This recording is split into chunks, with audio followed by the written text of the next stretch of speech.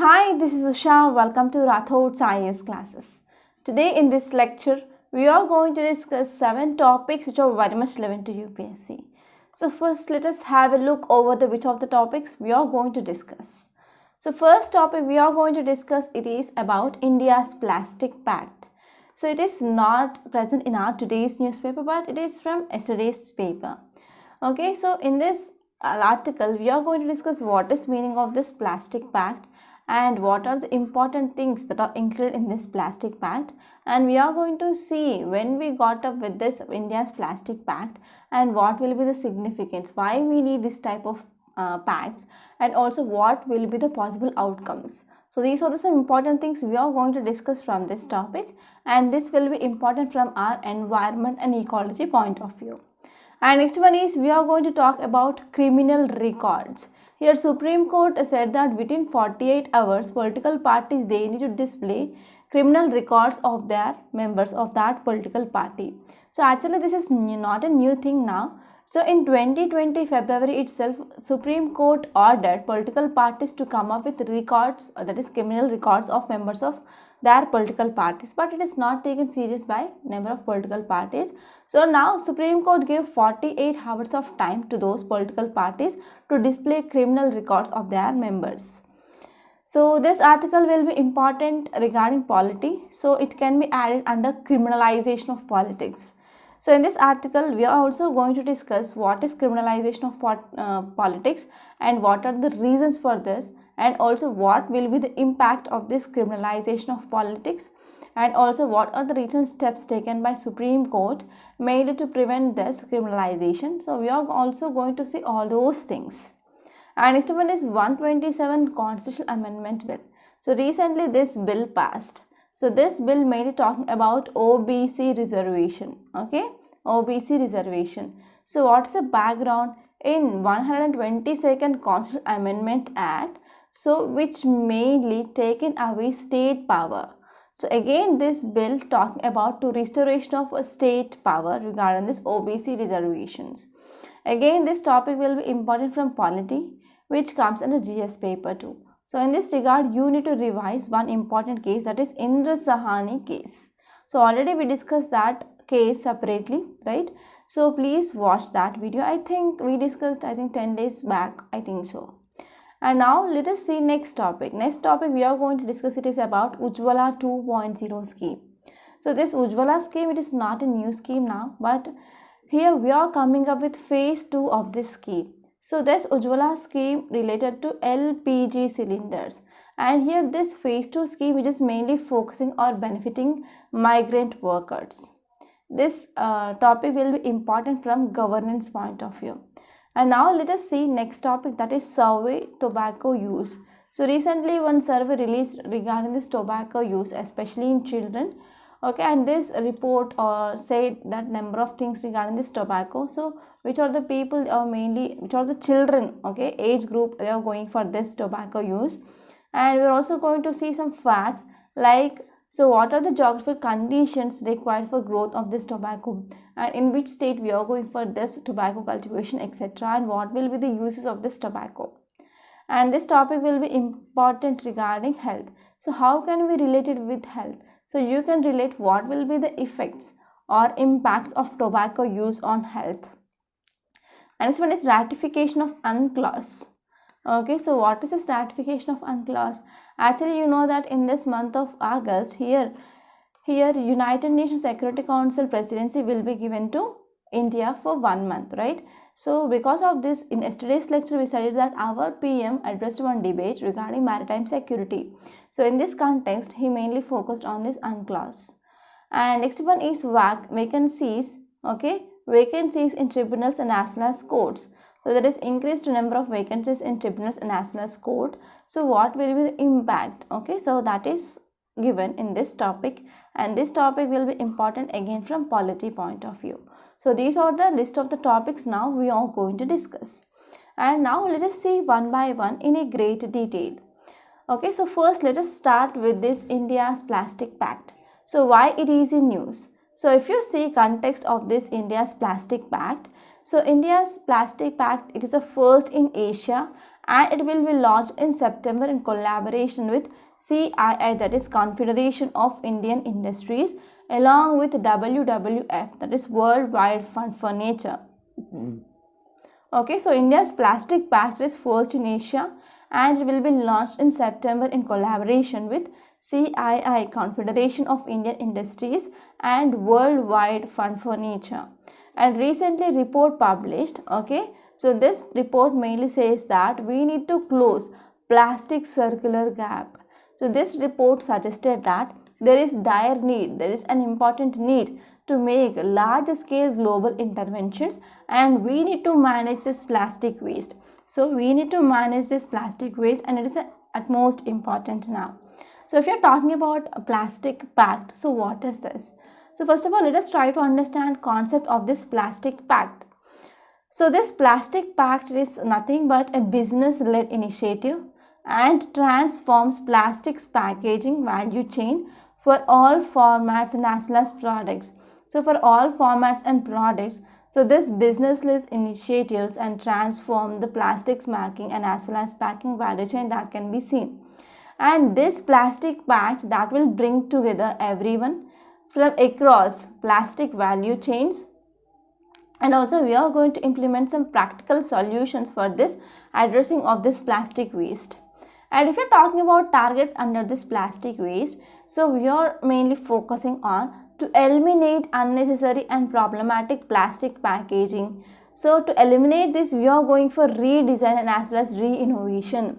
Okay, so we are going for redesign and re-innovation to eliminate unnecessary problematic plastic packaging, and to ensure plastic packaging is reusable and recyclable. So whatever the plastic it is using for packaging, so we need to go for reusage and recycle of that plastic, and we need to increase reuse, collection and recycling of plastic package. So we are going to increase reuse, collection and recycling of plastic package, and we need to increase recycled content in plastic packaging. So if you're talking about this plastic pact, first country to come up with this plastic pact is UK in year 2018. So now if you're focusing on this India's plastic pact, so it is an ambitious collaborative initiative. An important aim of this plastic pact, it is to bring together businesses, government and NGOs across the whole value chain, and we are going to set time limit, okay, set to time bound commitments to decrease plastic from their value chain. And if you're talking about this India's plastic pact, it will be active in India, and this pact will also globally linking with other plastic pacts, okay. So it will be active within India, and even it will link with other globally other countries, okay, who are having this with this plastic pacts. And under this plastic pact, members are accountable and members are ensured through ambitious targets and as well as annual data reporting. So they need to report their data annually, and they need to ensure that they are reaching their ambitious targets also. And if you're talking about aim here, so important aim of this India's plastic pact, it is to transform current linear plastic system. So we are going to transform our linear plastic system, and we are going towards circular economy. So in this circular plastic economy, we are going to reuse and as well as recycle plastic, okay.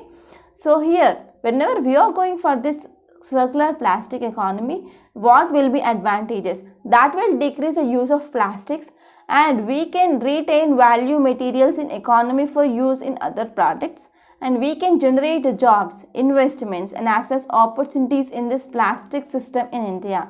So these will be some advantages when we are moving towards a circular plastic economy. And one more important aim, it is to promote public-private collaboration. So whenever we are having this public-private collaboration, it will also enable solutions, okay, regarding plastics, okay. And next one is it will be helpful to bring innovations in packaging and as well as designing, and it will be very much helpful to capture the value of plastics. And if you're talking about need of this plastic packs, so especially if you're talking about Indian scenario, so here I am focusing on Indian scenario, which mainly generates India is generating 9.46 million tons of plastic wastage. Okay, so we are generating 9.46 million tons of plastic waste annually, and out of this only 40%, okay, 40% it is uncollected. They are not collecting 40% of waste, and 43% of plastic we are using is single use plastics. So even after buying this so and so products from shops or any supermarket, so we are getting plastic like covering of so and so packets, for example biscuit packets or anything, they are covered with plastic, right? So this post consumer segregation, collection, disposal of plastics, which make about half of income of 1.5 to 4 million waste pickers in India. And if you're talking about global scenario across the globe, so management of 7.7 billion metric tons of plastic waste globally over next 20 years is expected, and this weight of the plastic, which is very much equivalent to 16 times the weight of human population. Okay, so because of this, mainly to control or mainly to prevent this problem of plastic waste, so we need to come up with this type of plastic pacts. So as per 2019 report by Center for International Environment Law, which mainly suggests that, so this 2019 report of Center for International Environment Law, which mainly suggests by 2050 greenhouse gas emissions from plastic that will reach 56 gigatons. Mainly to achieve that target also we need to go for this type of plastic pacts. So now let us try to see what will be the possible outcomes. Okay, what will be the possible outcomes of this pacts. So first and the foremost thing here is it mainly boosts demand for recycled contents, and it also helps to attract investments in recycling infrastructure, and as well as it will also create jobs in waste sector. And this pact will also support extended producer responsibility. Okay, for example, if there is any factory, let us take so and so biscuit factory, and this biscuit factory will produce, let us take a hypothetical example, and let us take that it will produce 1000 biscuits. Okay, 1000 biscuit packets, and these 1000 biscuit packets will be transported to so and so villages nearby. Okay, so for example 100 biscuit packets to one village, 100 biscuit packets to one village, 100 biscuit packets to one village, like that. So in this village, after consumers who buy these biscuit packets from retail shops, they will throw that packets, okay, plastic cover, okay, package cover outside. So here this is responsibility of this company mainly to segregate those biscuit packets, okay, biscuit packets packaging cover. So this is called as extended producer responsibility. So in this way, this pact will also support even this extended producer responsibility, that will very much helpful for this solid waste management. And this pact will also provide a framework regarding involvement of informal waste sector, so which is very much crucial to post consumer segregation, collection, and also processing of plastic waste. So in all these things, so this pact, it is very important, and this pact will also helps to tackle pollution, and even it will be helpful to decrease greenhouse gas emissions. So these are some important possible outcomes of this pact. And now let us move on to next topic. Title says parties gets 48 hours to publish candidates' criminal records.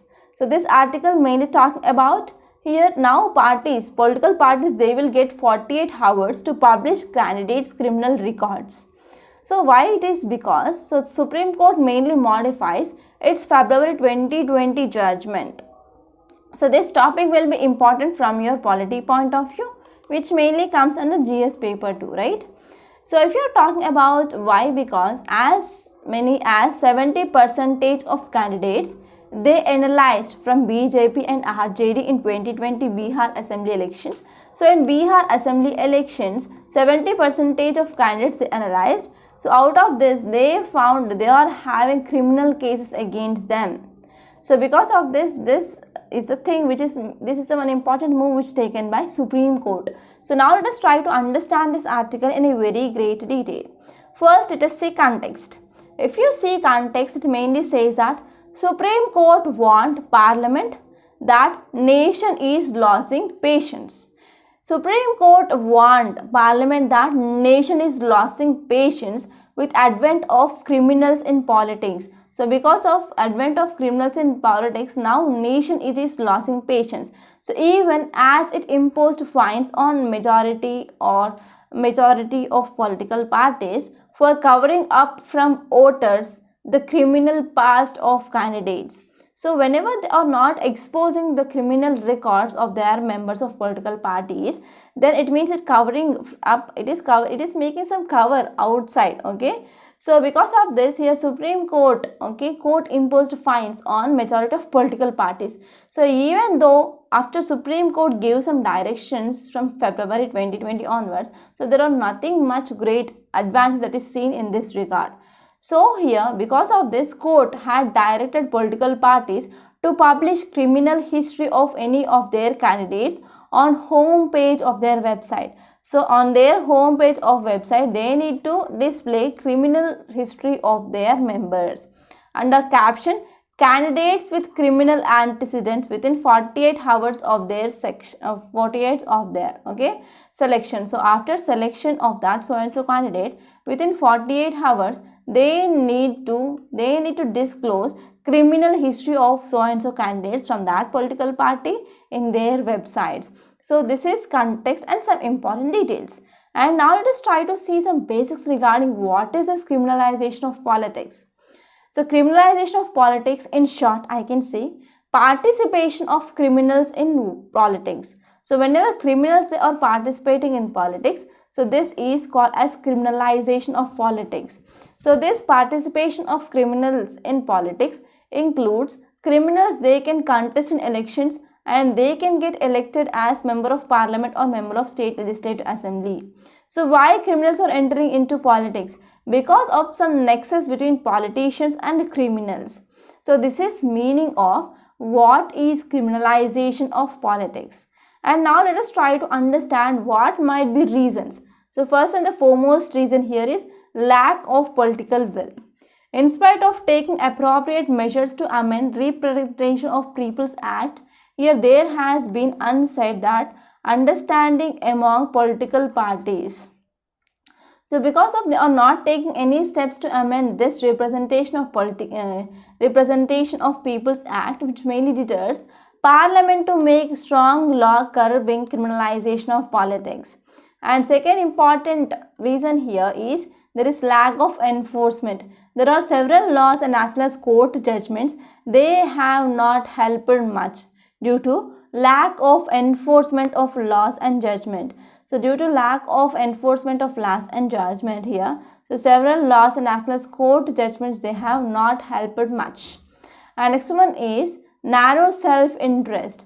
So what is this narrow self-interest? So publishing of entire criminal history of candidates, they are fielded by political parties and they may not be effective here. So because of this, some major, even though history of candidates are published, so majority of people, they will tend to vote through narrow prism of this people are mainly elected. And if you see here, many criminals, they will use muscle and as well as money power to enter into politics. So what will be the effects once after criminals enter into politics? So it will be against principle of free and fair elections. That means whenever criminals are using money and muscle power, mainly in campaigning here, then that will affecting this free and fair election concept. It will also cause a social disharmony and it also having effect on good governance. It also affect integrity of public servants. So these will be some effects that we can see after this criminalization of politics. So if you are focusing on next one here is what are the recent steps that are taken by Supreme Court. In February 2020, Supreme Court ordered political parties to publish entire criminal history of their candidates. Here in 2020 February itself, Supreme Court ordered political parties to publish entire criminal history of their candidates regarding assembly and as well as Lok Sabha elections. And even in famous case that is Public Interest Foundation versus Union of India 2018, Supreme Court directed political parties to publish online the pending cases regarding criminal cases of their candidates. So here even in this Public Interest Foundation versus Union of India 2018, Supreme Court directed that political parties, they need to publish criminal online pending cases. So, okay, they need to publish online whatever the criminal cases which are pending on candidates of that so and so political party. Okay, so these are the some important points that you need to remember. So now let us move on to next topic. Title says Lok Sabha clears bill restoring states' right to specify OBC groups. So here this article may be talking about 127th Constitution Amendment Bill. So this article will be important from our polity point of view, which comes under GS paper 2. So now let us try to discuss this topic in a very great detail. And this topic, it is very important from your prelims and also even in your mains. So if you see this article, which is mainly talking about 127th Constitution Amendment Bill. So if you see context, it mainly says that Lok Sabha passed 127th Constitution Amendment Bill 2021 with unanimous support from houses. So from house it got support, okay, and Lok Sabha passed this bill. And this article says that this bill benefits 671 castes in the country, and this bill also restores states' right to make their own list of OBC. So here why it is important, because so this bill will help the states to restore right to make their own list of OBC. So regarding this OBC reservation, so 102 Constitutional Amendment Act, which mainly taken away the power of states to make its own list. So that this act mainly said that here President of India, along with consultation of governors, they will come up with this list. So in this way, this act mainly took away the right, okay, right regarding restoration of states. Okay, so this act mainly taken away the right of states to make their own list. And again this 127th Constitutional Amendment Bill, which mainly restores the state right to make their own list of OBC. So if you're talking about details, it mainly says that, so this bill mainly seeks to restore the power of states to identify OBC, that is other backward classes, those are socially and educationally backward, okay, after Supreme Court order May 2021. So if you're talking about amendment, it was mainly thought very much necessary because Supreme Court in its order on Maratha reservation, it upheld 102 Constitutional Amendment Act, okay. So what happened? So under this act, it mainly says that the President of India, POI, in consultation with governors, they should specify socially and educationally backward classes. So in this way, this act is taken away the power of the state government to come up with a list regarding this OBCs. So several political parties, they also demanded that caste-based census to get a real idea of number of OBCs in country that need to be removed, okay, to 50% of cap of reservations. So in famous Indra Sahani case, it mainly says that court said that yes, we can go for beyond 50% of limit of reservation, but it can be met only in some special circumstances.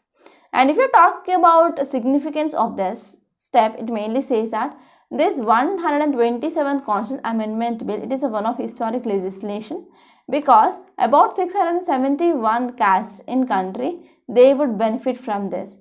And also this bill mainly talking about restoration of state rights to make their own list of OBCs. And whenever this bill will become act, and this will be 105th Constitutional Amendment Act. So if you are talking about some facts regarding this 102 Constitutional Amendment Act, so it inserted two articles, that is Article 338B, okay, 338B, and next one is Article 342A. So according to these clauses, it mainly says that President of India in consultation with the government, they would specify socially and educationally backward classes, and in this way it is taking away the power of state government.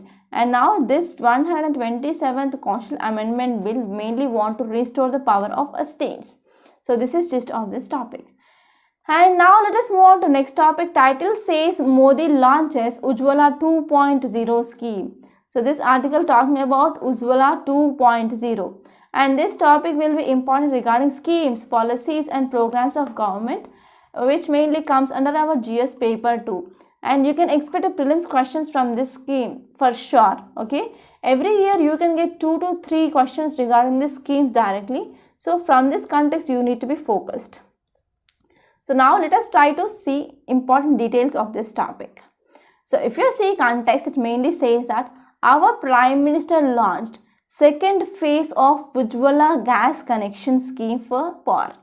So our Prime Minister launched this second phase of Ujjwala gas connection scheme for the poor.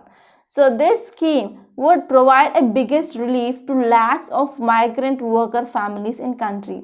So in this second phase 2.0, here this scheme which is mainly focusing on to provide some relief for migrant workers. So this phase 2.0, second phase, which is related to migrant laborers.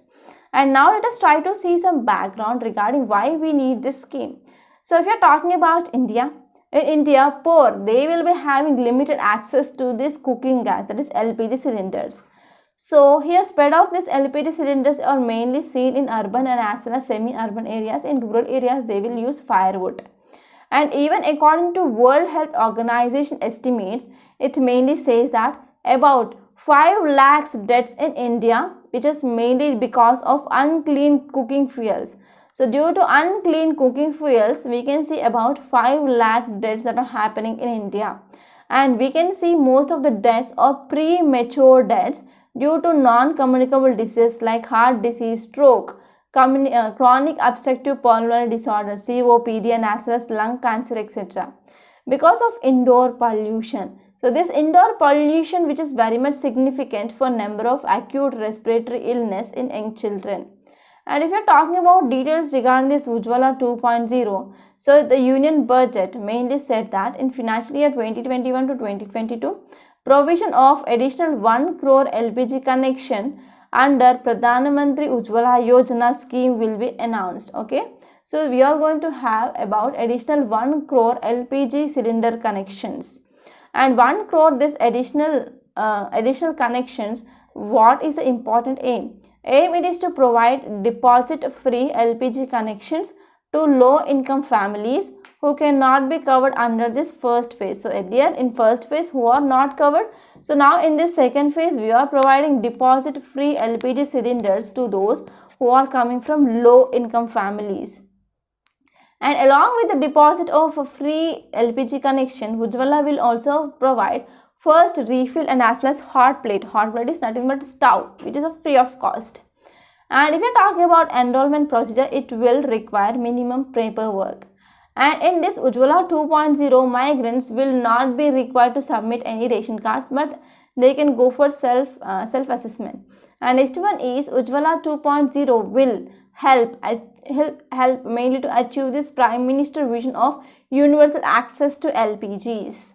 So what will be the significance? Significance here is, according to experts, they mainly say that having an open fire in kitchen that is likely burning about 400 cigarettes in an hour. So how, if you are smoking, or if you are burning 400 cigarettes in an hour, so how much smoke it is getting? So that in that same way we can see open fire in kitchen also leading to that much effect, which is mainly caused by 400 cigarettes in an hour. So it will also provide, it is also talking to provide LPG connections to households that will ensure universal coverage of cooking gas in our country. So whenever we are providing this LPG gas connections to households, so in this way it will mainly ensure coverage of cooking gas in our country. And this measure will also empower women, and as well as it will be very much helpful to protect their health, and as well as not only their health but also their children's health. And next one is, so this scheme will decrease drudgery and as well as the time which is mainly spent on cooking also. So in this way it will also helpful for promotion of employment in rural youth, especially in this supply chain of this cooking gas. So these are some important points that you need to remember. And now let us move on to next topic. Title says 29% of students exposed to second hand smoke. Okay, so this article talking about second hand smoke, especially smoking. right? So this article will be very much important from your health, which comes under GS paper 2. So now let us try to understand this topic. So context says that more than 29% of students in India, they are exposed to second hand smoke. So recently one survey, that is Global Youth Tobacco Survey India 2019, which mainly released by Health Minister, and this article mainly talking about details which are given in that report. So if you see details, it mainly says that, so they released national fact sheet. So in this national fact sheet, it mainly says that there is 42% of decline in tobacco use, especially that is seen between 13 to 15-year-old school children in past decade. So in past decades, so there is 42% of decline in tobacco use, especially in 13 to 15-old school children. And next one is the use of any form of tobacco was higher among boys, and tobacco use that is seen in children, especially school children. And the tobacco use which is seen highest in states like Arunachal Pradesh and Mizoram, and lowest that is seen in Himachal Pradesh and Karnataka. And if you see some data, it mainly says that 38% of cigarettes, 47% of BD smokers, and 52% of smoke-less tobacco users, they are initiated, okay, using this all the cigarettes, BDs, etc. and they started from their 10th birthday itself. And next one is median age or middle age for initiation of cigarette, it is 11.5 years, and smoking of BD, it is about 10.5 years, and smokeless tobacco, it is 9.9 years. So here this article also focused on what is the role of teachers. So teachers plays an important or crucial role in creating awareness among the children regarding, so what will be the harmful effects after having this smoke. Okay, and we need to explain them what are the harm that will does by this tobacco use, and we need to shape the attitude and as well as attitude of citizens in this regard of smoking. So what is the need, what can be done? So if you see need, we can say like, so harmful effects of tobacco, it should be incorporated in school curriculum. So in our school textbook also we need to incorporate this as a separate chapters, and in this way it will be very much helpful to children that they will not move towards this side, and from primary school level onwards they will be having some idea regarding, so what will be the effects of smoking. And if you see some facts, it mainly says that, so this survey designed to produce national estimates of tobacco use among children who are going to school. Okay, they are between 13 to 15 years of age, and total of 97,302 students, they were the respondents, and out of this 987 schools they participated. So now let us try to see some facts regarding this tobacco. So if you see this tobacco which was introduced in India by Portuguese, okay, Portuguese introduced this tobacco in India in 16th to 17th century, and some important use of this tobacco includes cigarettes, cigar, and as well as BD. So for production of cigarette, cigar and BD, so we mainly use this tobacco. And next one is, at present India is third largest tobacco producer in the world. So first producer is China, second one is Brazil, and third is India. So now let us try to understand what will be the geographical conditions of growth of this tobacco. So here when we want to go for growing of tobacco, it need 15 to 40 degrees centigrade of temperature, and rainfall it is about 50 centimeters, or irrigation facilities, they are very much needed for these crops. And whenever there is rainfall which is more than 100 centimeters and frost is there, that will be very much harmful for this crop. And if you are talking about tobacco producing areas in India, they include Gujarat, Andhra Pradesh, Karnataka, Tamil Nadu and Bihar. So Andhra Pradesh accounts for 1/3 of total India's production of this tobacco. And if you are talking about varieties of tobacco, we are having many varieties. That is Nicotina tabacum, Nicotina rustis, and as well as Virginia tobacco. So this Virginia tobacco, which is very much good for making of cigarettes. Okay. And it also said that we need to go for another variety, that is Dalai Crest variety. It is mainly grown in AP. So these are some important varieties of this tobacco. Okay, so now let us see next topic. Title says choppy waters. So this article mainly talking about ratification of UNCLOS. Okay, so this article will be important from our international relations point of view. So now let us try to understand this topic. So already background of this topic is discussed in our yesterday's lecture. So if you see context, it mainly says that our Prime Minister took the stage to address United Nations Security Council regarding debate on maritime security. So here this our Prime Minister mainly focused on building of maritime ties, and also he focused on developing of maritime infrastructure. So here we can go for building of this maritime ties and as well as maritime infrastructure that can be done mainly through regional cooperation initiatives. So if you're talking about this maritime resources, there are many allegations like abuse of maritime resources and disrespect of territorial sovereignty rights of nations. So example, this problem which is mainly seen in South China Sea region, and countries which are sharing boundary with the South China Sea, they are having some allegations on one another. And even Russia and USA also having some issues, right? So because of this, our Prime Minister came up with 5-pronged plan. So this 5-pronged plan, which is mainly it is focusing on to enhance maritime security.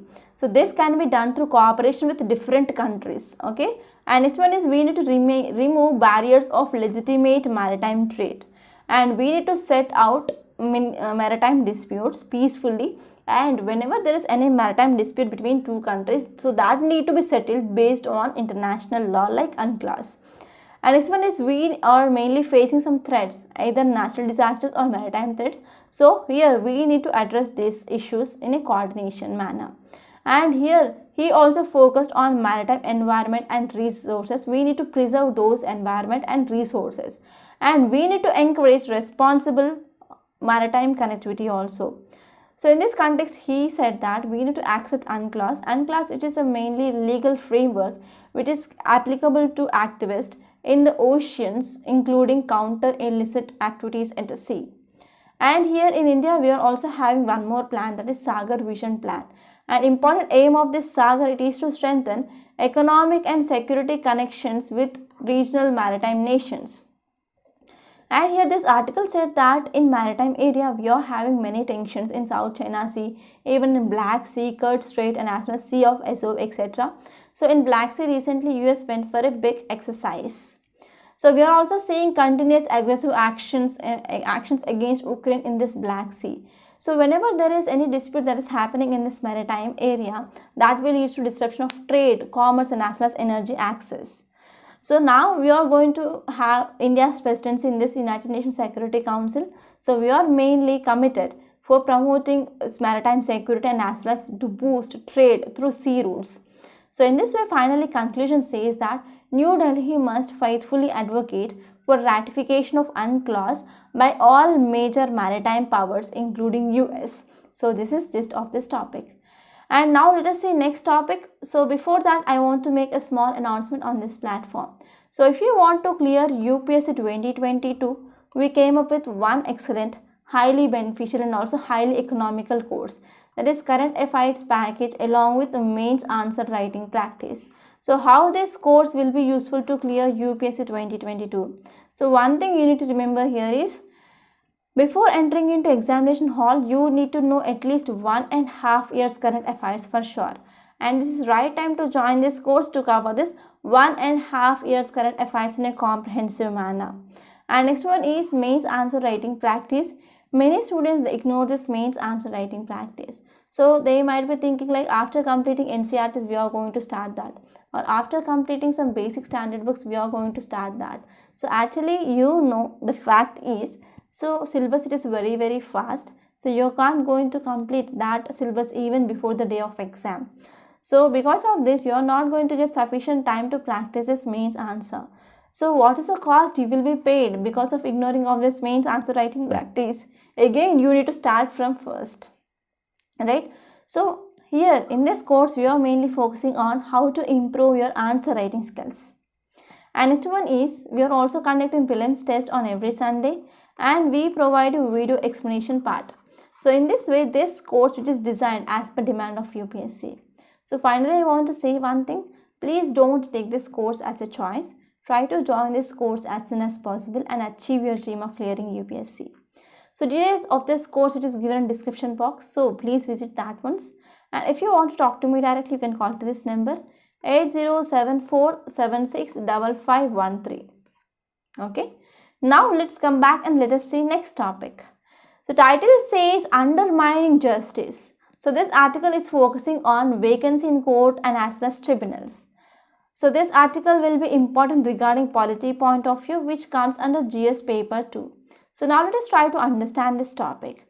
So if you see context, it mainly says that there are about 240 vacancies in various tribunals, and in this context our CJI, Chief Justice of India, he asked whether or bluntly there was a plan to close down of these tribunals or not. Okay, so this is the question which is mainly asked by CJI because of increase in vacancy in these tribunals. So if you see background here, so many tribunals, they are lacking presiding officers, and as well as recommendations are made by select committees, they have not been implemented. So in High Courts also there is increase in vacancy of about 455 vacancies. And because of this vacancies in these tribunals and as well as courts, that will lead to delay in justice. So as we know, delayed justice, okay, is also a denied justice. So fixing time frames in as well as Intelligence Bureau and government to process names forwarded by collegium and as well as making of appointments to high courts, they are accepting names. It is not imparted in sense of urgency. So whenever any time frames we are coming up and whenever the names are forwarded to collegium and final appointments are not making, okay, so because of these things which are mainly seen, so it is one of a sense of it is mainly says that there is no sense of urgency that is seen. So recently 2-judge bench has noted that centers delay in making appointments to high courts, which is mainly adversely affecting adjudication of commercial disputes. So because of this, it is mainly leading to delay in justice. So if you are talking about reasons for delay in appointments, some reasons mainly includes there is greater executive control over the tenure and as well as emoluments and conditions of service, okay, those are mainly from tribunals. So whenever if you are going for tribunals means we need some specializations, we need some domain expertise and relative quicker adjudications. So because of all these things, we are mainly moving towards these tribunals now. Okay, so these are the reasons for which certain kinds of disputes are mainly discharged by tribunals. But what happened because of vacancies in these tribunals?